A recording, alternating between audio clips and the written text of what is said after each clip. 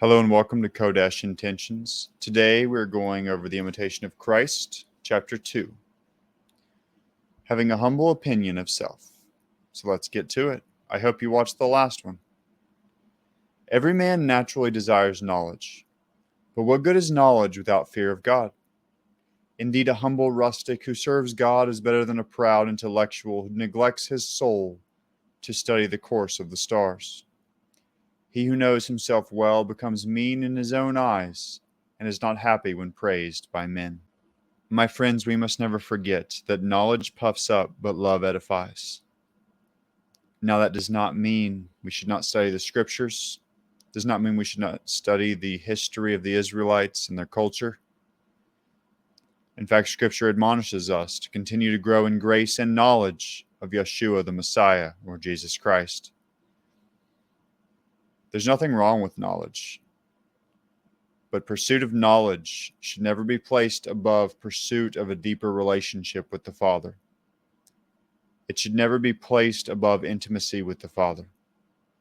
Knowledge puffs up, but love edifies. If I knew all things in the world and had not charity, what would it profit me before God who will judge me by my deeds?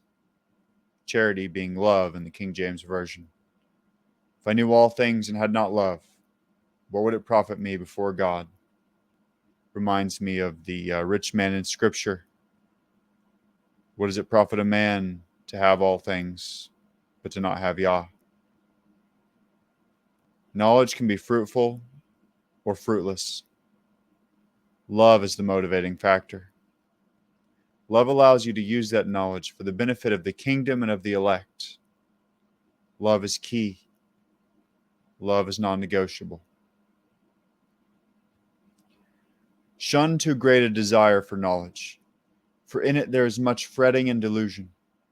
Intellectuals like to appear learned and to be called wise, yet there are many things the knowledge of which does little or no good to the soul, and he who concerns himself about other things than those which lead to salvation is very unwise. I like how Solomon put it. For in much wisdom is much vexation, and he who increases knowledge increases sorrow. Knowledge puffs up, but love edifies. My friends, there will always be people who know more about Scripture than you do. Atheists could know more about Scripture than Christians. But they don't have that love for the Father. They don't have that love that changes lives. There's a level of knowledge that anyone can achieve within Scripture. And then there's a level of knowledge that requires the Ruach HaKodesh, the Holy Spirit. Seek those deeper things after you have a firm foundation in the more mundane things. But never, never lose the love.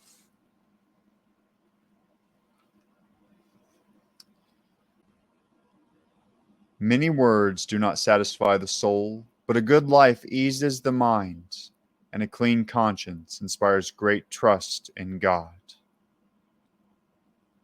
Many words do not satisfy the soul. Sometimes people, learned people especially, can make you feel foolish with their multitude of words.